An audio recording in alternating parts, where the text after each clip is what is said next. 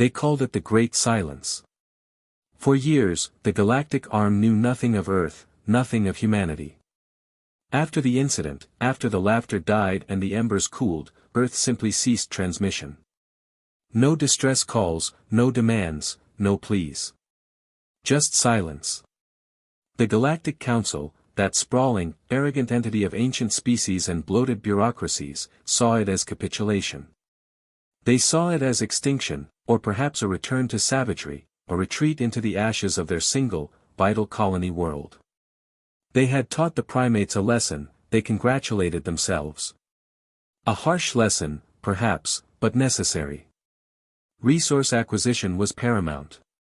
Expansion was inevitable. Sentiment was a weakness. Humanity, they concluded, was weak.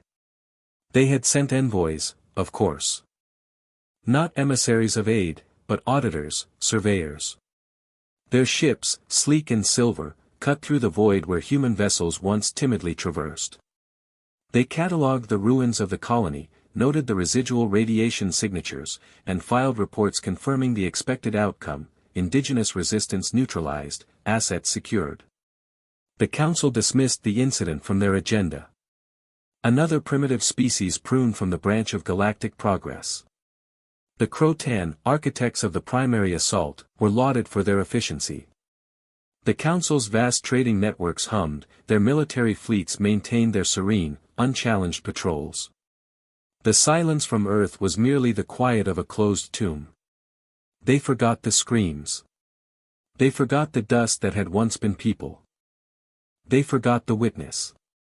On Earth, the silence was a shroud, heavy with the weight of grief. But beneath the quiet, it was a forge. The witness had returned.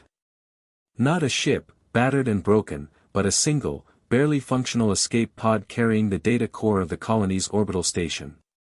It held the logs, the video feeds, the final, desperate messages. It held the cold, clinical orders from the Council ships. It held the laughter of the Crotan commander as he gave the order to fire on civilian shelters. The data was broadcast globally. It was the last time humanity wept publicly. After that, the tears dried, replaced by something cold, hard, and enduring. Borders dissolved, ancient rivalries became meaningless dust. There was only one people, one purpose. Survival, yes. But more than that. Remembering. And ensuring the galaxy would remember too. The Council, in its infinite wisdom and self-absorption, never thought to check on Earth itself. Why would they? It was a backwater, resource-poor save for its waterlogged surface and atmospheric composition, inconvenient for most species. Their gaze was fixed outwards, on richer stars, on newer conquests. They saw no threat. They detected no energy signatures beyond the expected planetary hum. They saw no fleets being built, no weapons being forged. They saw nothing because they were not looking for it. And humanity, unified under the crushing weight of shared trauma and a silent, burning vow, made sure they saw nothing. The planet became a fortress, a workshop, a tomb for their grief and a cradle for their wrath. Years bled into decades. The galaxy expanded, the Council prospered, and the silence from Earth remained unbroken. A forgotten grave in a busy cosmos. 5 decades. 50 years of silence. 50 years since the Crotan fleet, acting under direct Council mandate, had reduced the promising human colony on Xylos to radioactive glass and orbital debris. 50 years since the Council had shrugged, declared it a containment action, and moved on. 50 years since humanity had retreated into itself, a wounded animal that the galaxy assumed had simply died in the dark.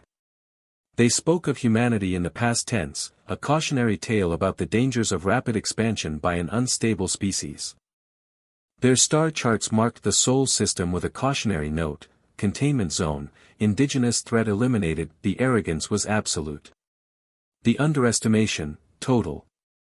Admiral Aya Sharma stood on the bridge of the retribution.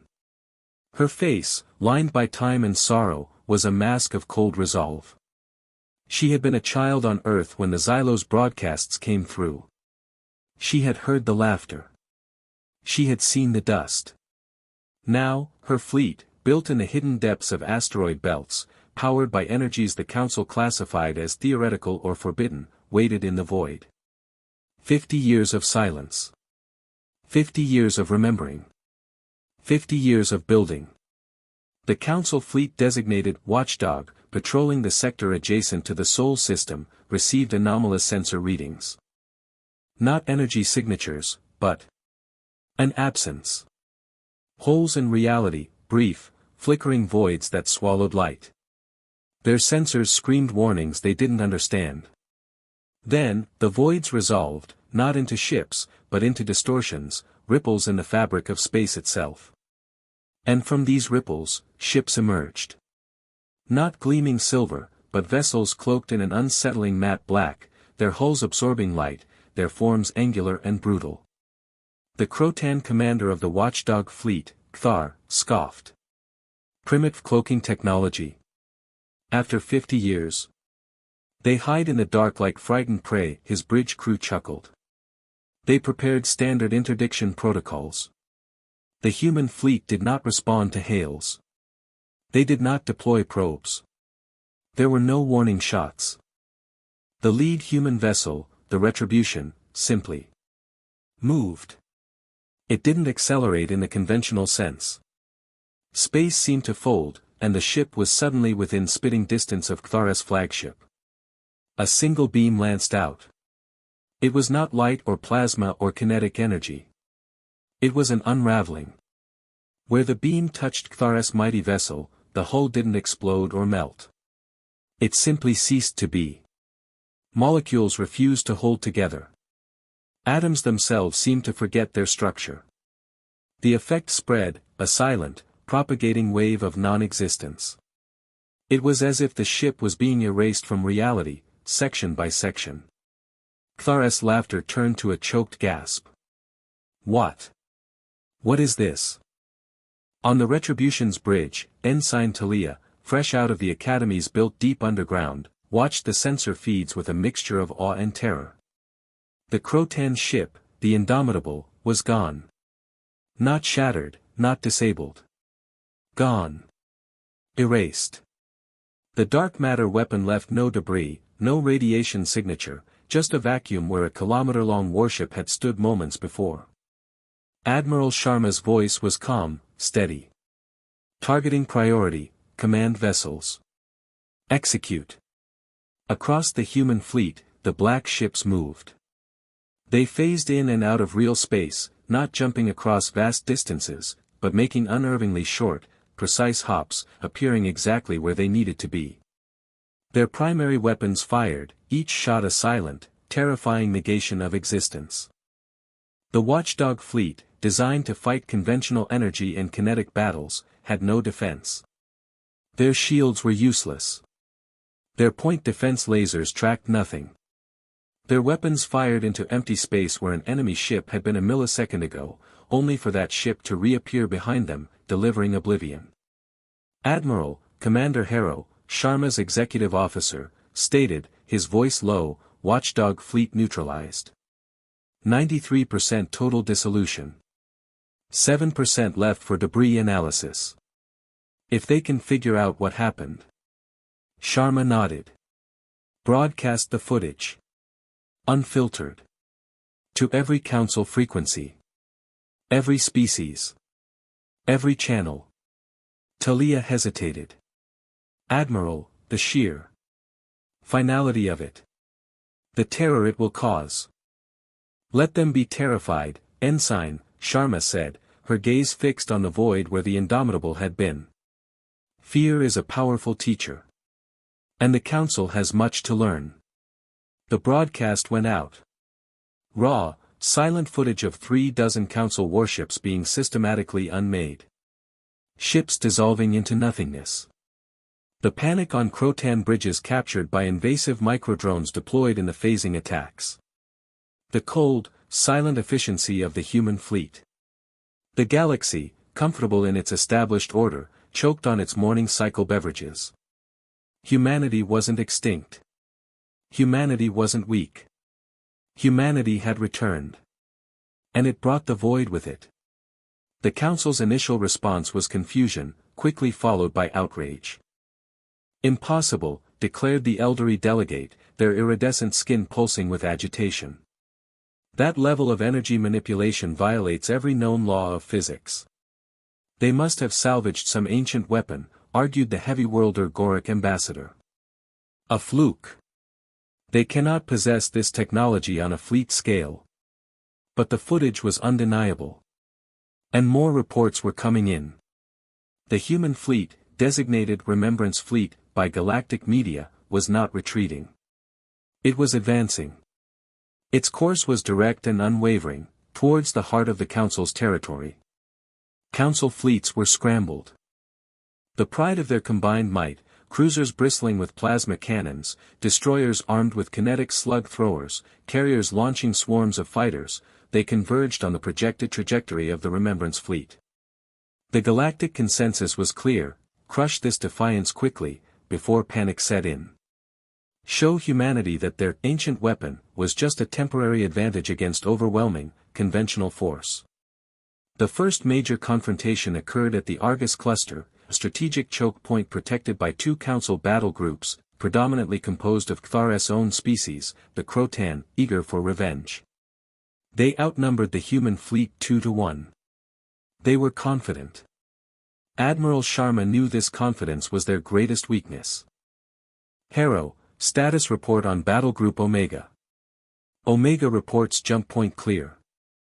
They are exiting real space now, Admiral. Standard geometric distortion. Good. Let them see what they expect. Sharma turned to Talia. Ensign, prepare psychological warfare package Delta. Timing is critical. The Council battle groups detected the expected distortion at the Argus jump point. A fleet was emerging. It looked normal. Standard human ship designs, the kind they remembered from 50 years ago, though slightly updated. They weren't black. They weren't dissolving reality. Crotan commanders breathed a collective sigh of relief. This was a fight they understood. They charged forward, guns blazing. What emerged was not the main Remembrance Fleet. It was a decoy. Older human vessels, refitted and automated, equipped with basic shields and conventional weaponry, programmed to fight a holding action.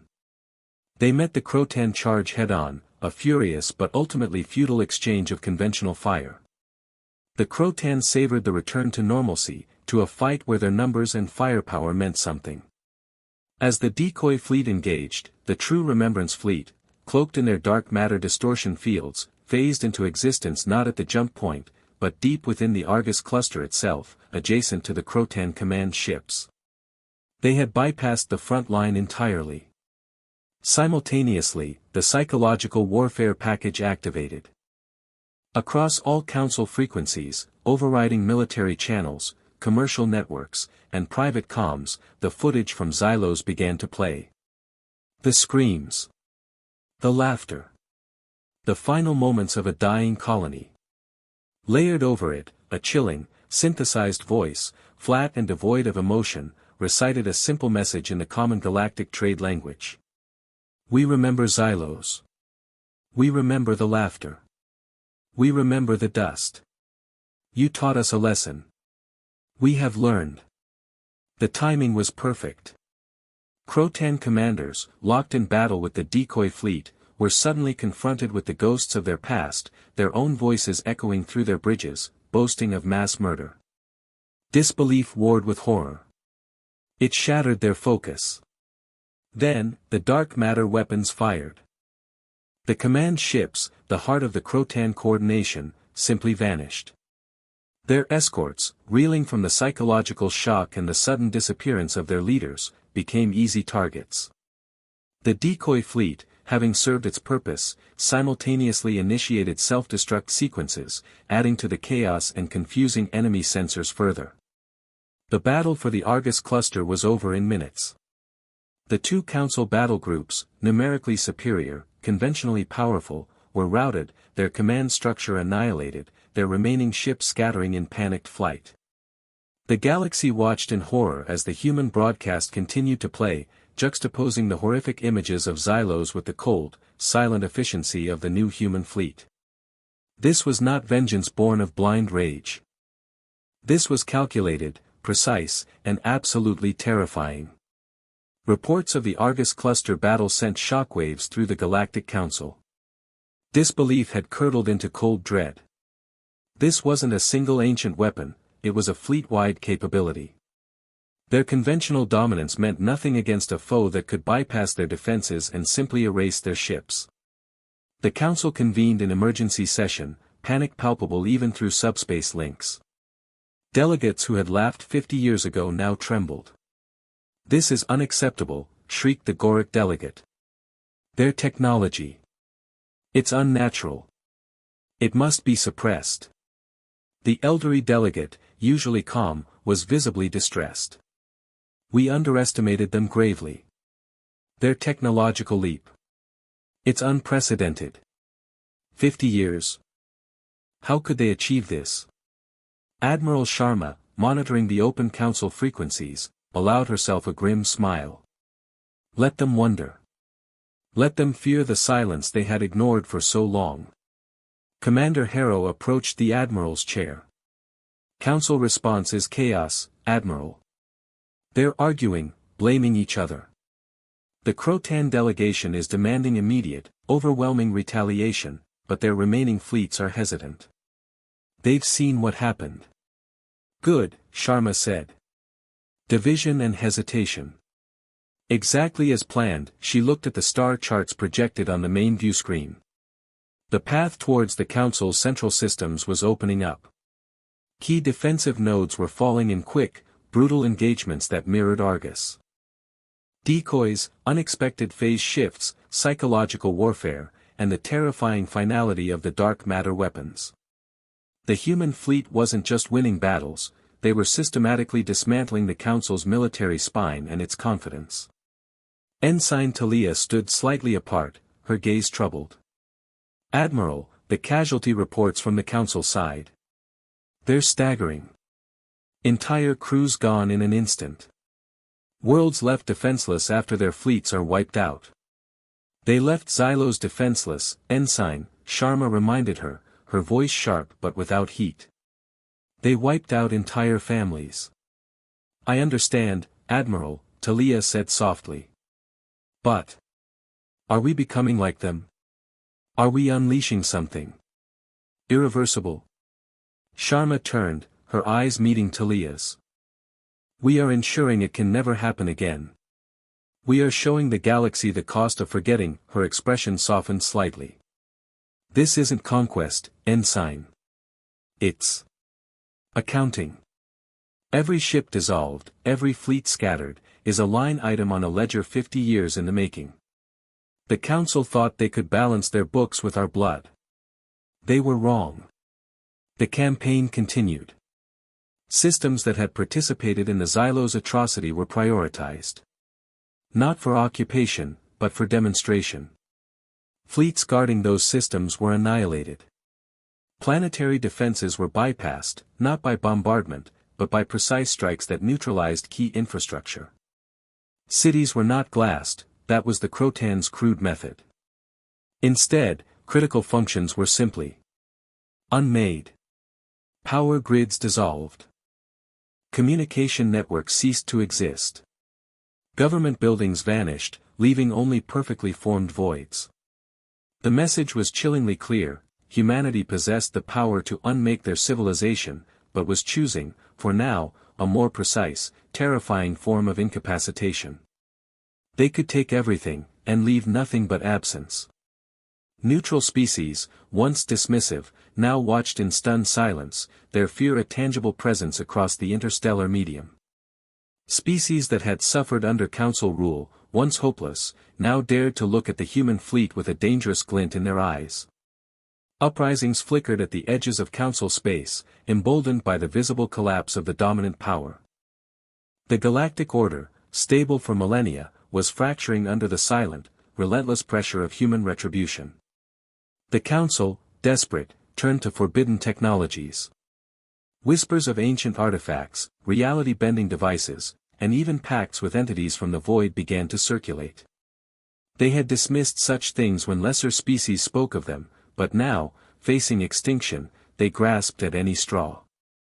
One desperate attempt involved activating a gatekeeper artifact, a piece of precursor technology rumored to control subspace currents, hoping to trap the human fleet. Admiral Sharma received the intelligence with a flicker of interest. The gatekeeper?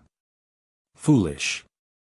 They don't understand its power. She accessed the ship's core AI, a consciousness woven from the collective grief and knowledge of 50 years, codenamed Solace. Solace, she stated. Analysis of gatekeeper activation sequence. Potential countermeasures.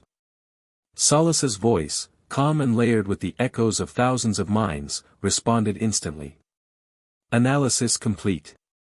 The council species lacked the necessary harmonics to control the artifact. Their attempt to weaponize it will result in localized subspace collapse, not controlled manipulation. Countermeasure, phased field resonance modulation. Timing, precise to 47 milliseconds before peak energy fluctuation.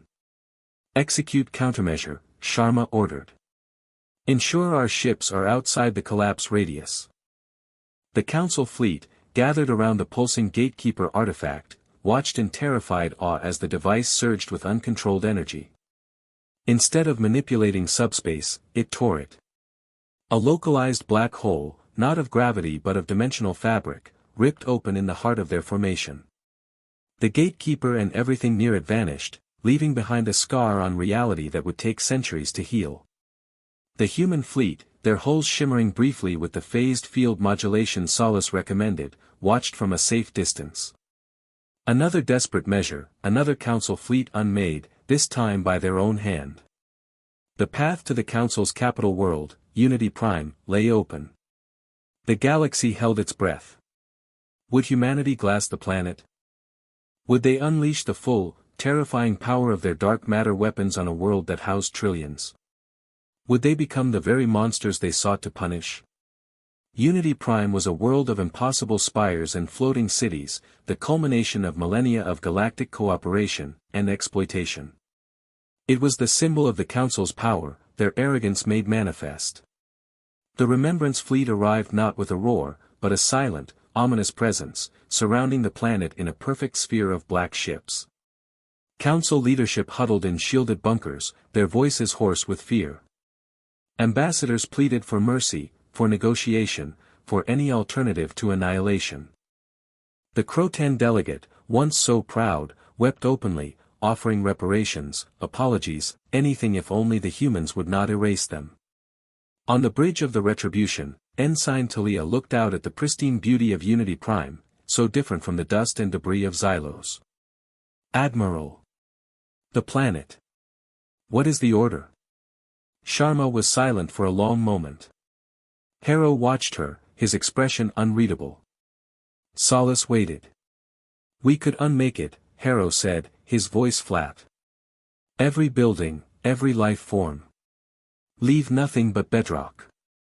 Sharma finally spoke, her voice carrying the weight of 50 years of pain and purpose. No. A collective gasp went through the bridge crew. Not annihilation, Sharma stated. That is the Council's way. That is the Crotan way. We are not them. She looked at the main view screen, at the shimmering world below. We remember Xylos. They forgot. Admiral. Talia prompted, hope flickering in her eyes. Solace, Sharma commanded. Execute Protocol Nemesis. Planetary scope. Non-lethal variant. Harrow's eyes widened slightly. Talia looked confused. Nemesis was the name given to the most powerful application of their technology, the capability they had hinted at but never fully revealed. Confirming Protocol Nemesis, planetary scope, non-lethal variant, Solace intoned. Executing. Across the silent human fleet, a low hum resonated, felt not heard. A wave of subtle distortion washed over Unity Prime. It wasn't destructive. It didn't erase matter. Instead, it Rewrote information. On Unity Prime, technology simply stopped working. Not with an EMP burst or a power failure, but as if the fundamental principles governing its operation had been altered. Communicators became paperweights. Vehicles froze. Automated systems ceased function. Data networks flatlined. Advanced weaponry became inert metal. It wasn't just a power cut, it was as if the planet had been forcibly regressed technologically. Not to a primitive age, but to an age where their sophisticated tech was simply inoperable. Their fusion reactors still hummed, but the energy couldn't be distributed. Their advanced medical tech existed, but couldn't be activated. Their vast information archives were intact, but couldn't be accessed. More than that, the effect was psychological. Memories shifted. Not history, the factual record remained intact in some inaccessible form. But the experience of the last 50 years, the arrogance, the dismissiveness, the casual cruelty towards species like humanity. That faded, replaced by a profound, unsettling empathy, a sudden, sharp understanding of what it meant to be powerless, what it felt like to be dismissed, to have your world crumble. It was a forced perspective, a galaxy-spanning dose of humility delivered directly to the minds of billions. They were left with their memories of Xylos, amplified and raw, and the sudden, terrifying understanding of the pain they had inflicted. Admiral Sharma watched as chaos erupted on Unity Prime, not from destruction, but from sudden helplessness and an overwhelming wave of collective realization. "We did not take their lives," she said softly. "We took their certainty. We took their comfort. We took the technological crutch they used to feel superior." She turned to the General Council frequency. "This is Admiral Sharma of the Remembrance Fleet. 50 years ago, you unmade our world. Today, we have unmade yours. Not with fire, but with understanding. You will live with the consequences of your actions. You will rebuild, not from ashes, but from ignorance and enforced empathy. Remember Xylos. Remember the silence. We will not be silent again." With that, the Remembrance Fleet did not occupy Unity Prime. They did not install a new government. They simply turned and began to move outwards, not towards further conquest, but patrolling the edges of the former Council space, a silent, watchful presence. The Galactic Council was no more. It dissolved not under fire, but under the weight of its own technological paralysis and collective, forced trauma. Species fractured, worlds struggled to cope with the sudden loss of their advanced technology. The shock therapy humanity delivered was brutal, but it wasn't fatal. It was a reset. A horrifying, galaxy-altering reset. Humanity, the former victim, was now the undisputed, terrifying power in the arm. Their dominance was not enforced by occupation, but by the sheer, demonstrated potential for absolute, reality-bending power. Their ships, capable of unmaking existence, remained silent, their dark matter weapons held in check. For now. Other species looked to humanity with a mixture of awe, fear, and cautious optimism. Some, the truly oppressed, saw liberators, albeit terrifying ones. Others, former pillars of the Council, saw tyrants in waiting. The galaxy was a vacuum, and humanity held the power to fill it. Within the Remembrance Fleet, within human space, the moral reckoning began. Ensign Talia, now a commander, voiced the questions many felt. "Admiral, we changed them. Forcibly. Is that justice? Or is that tyranny?" Admiral Sharma, now a figure of legend and fear, sat in the silent solitude of her ready room. Her face showed the immense weariness of her burden. "Justice, Commander, is rarely clean. It is a mirror. We showed them the reflection of what they did to us. The non-lethal variant of Nemesis was a choice. We could have erased them. We didn't. But we stripped them bare," Talia argued. "We forced them to feel what we felt."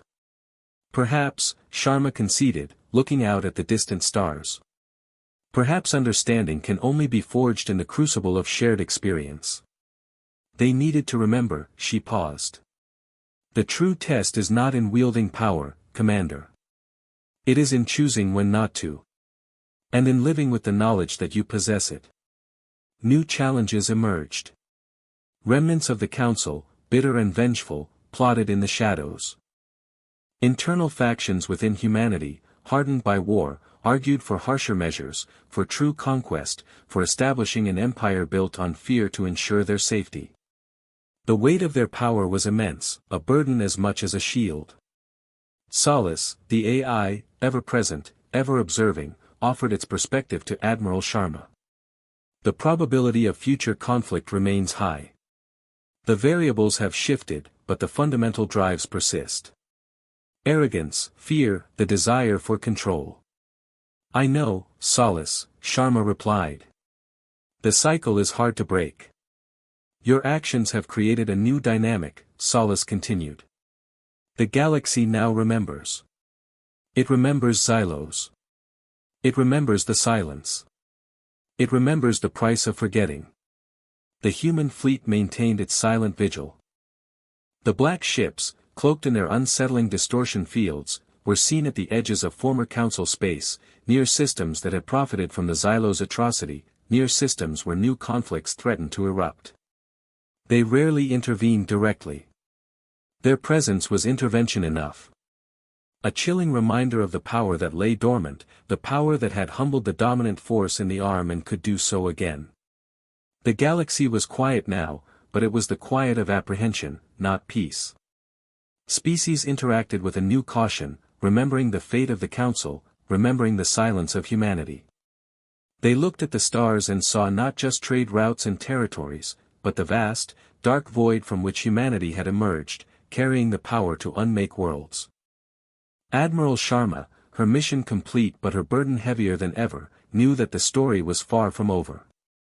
They had delivered justice, perhaps, or vengeance. They had secured their future, for now. But the memory of Xylos remained, a burn in the human soul. And the galaxy would never, ever forget the price of ignoring the silent. They had been taught a lesson, 50 years ago. Now, they were the teachers. And the lesson was absolute: do not underestimate humanity. Do not make them remember. Because when humanity remembers, the galaxy shakes. And sometimes, it unmakes. The silent vigil continued, a somber testament to pain, power, and the heavy weight of a galaxy's forced memory. There would not be a third chance.